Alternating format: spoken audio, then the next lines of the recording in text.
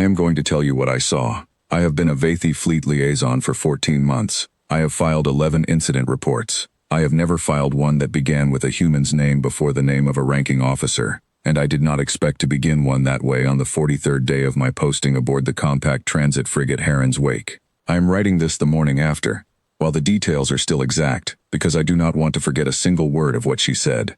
Her name was Soreth Velinar. We did not say it out loud. Not any of us. Not the 6 Vaethi officers aboard. Not Commander Verath. Not the 2 junior staff from the Diplomatic Bureau. We knew who she was. We had all known since the second day when the biometric corridor registered the faint lineage echo and the duty officer had quietly closed the readout and said nothing. The Enar seat had been dissolved by the purge 9 months prior. Its last recognized heir was listed in compact registry as a cargo transfer of unverified origin. Origin node, unknown. That was the official language. That was what the registry said. What the registry could not say, and what every Vaethi in the hold understood perfectly, was that naming her out loud in a contested corridor, with a purge fleet somewhere in the Verath Passage, was a way to die. So we did not say her name. We kept our distance. We were courteous. We brought the food allocation on time and set it inside the hold door and left. We maintained the lighting at minimal because she had asked once, quietly. That bright cycling light gave her pain behind the eyes, and that was a reasonable medical request, and easy to comply with. And complying with it cost us nothing, and named nothing. We were, I think, proud of ourselves for that small accommodation. We told ourselves we were treating her well. The human warrant officer thought differently. His name was Devan Kale. He was 42, I think. I had not spoken to him at length before this. He worked the engineering rotation on the lower decks, maintaining the transit drive calibration.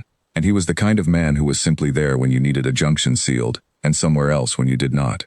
Salt and pepper hair. Wide, blunt hands. He moved through the frigate the way a man moves through a building he has worked in for years, unhurried, without announcement, taking up exactly the space he needed and no more.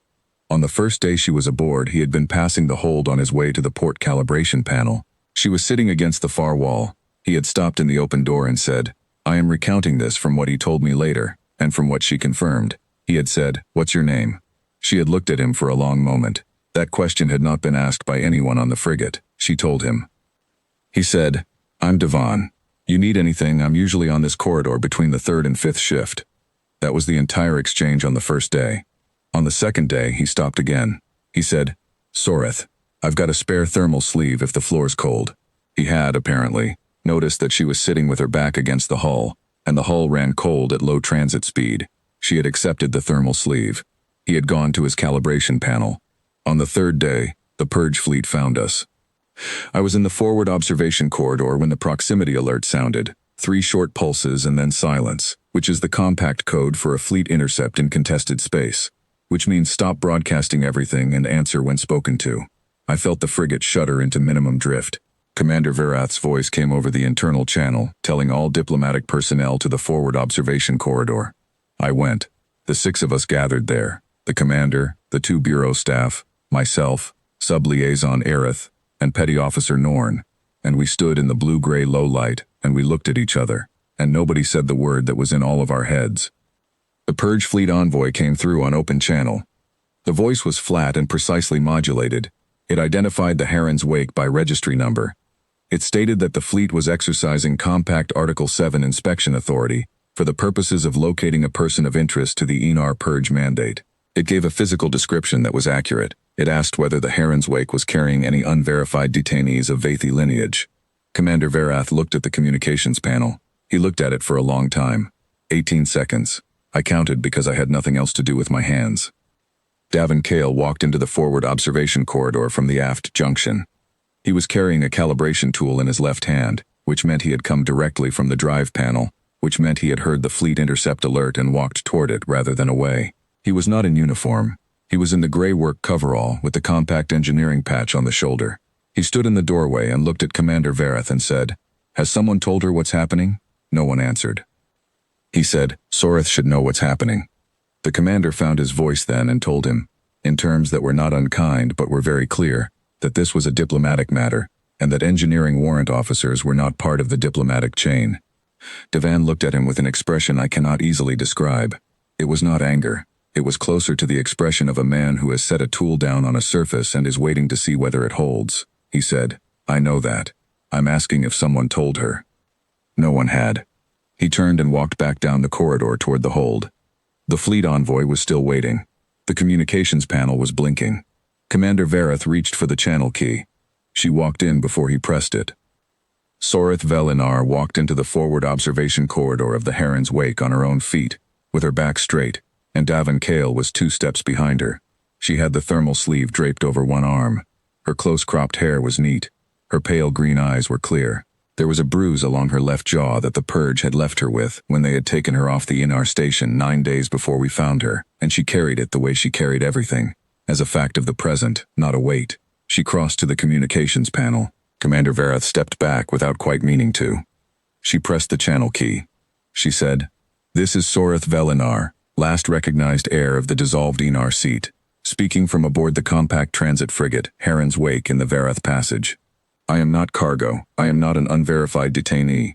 I am a Vaethi royal in compact custody, and I invoke Article 14, diplomatic protection for persons of verified lineage in contested space.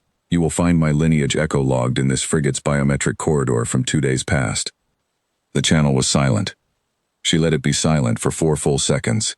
Then she said, "Before you respond, I want to state for the compact record the name of the individual on this frigate who has treated me with the dignity required by interstellar law. His name is Davin Kale. He is a compact engineering warrant officer. He asked my name on the first day. He used it every time. That is the entirety of what he did, and I want it in the record, because no one else here did it, and I do not intend to let that go unremarked." She released the channel key. The hold was absolutely still. I became aware that I was holding my breath. Sub-liaison Aerith beside me made a small sound that was not quite a word. Davin Kale was standing 2 steps behind her, calibration tool still in his left hand.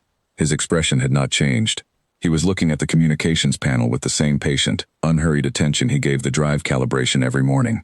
When she turned to look at him, he held her gaze for a moment, and then he gave a small nod, not a bow, nothing performative, just the acknowledgement of one person to another, and he said quietly, "You didn't have to do that." She said, "Yes, I did." The fleet envoy came back on channel 40 seconds later. The Article 14 claim was recognized. The Purge fleet held position. A compact arbitration vessel was routed to our coordinates. It would take 11 hours. I filed my incident report at the start of the next shift. I listed the sequence of events accurately. In the field marked personnel of note, I wrote the name Davin Kale, warrant officer, engineering division, and I wrote it first, before Commander Vaethi's name, before anyone else's. He had asked her name on the first day. That was all. That was the whole of it. And she had not forgotten, and neither, as long as I am filing reports, will the record.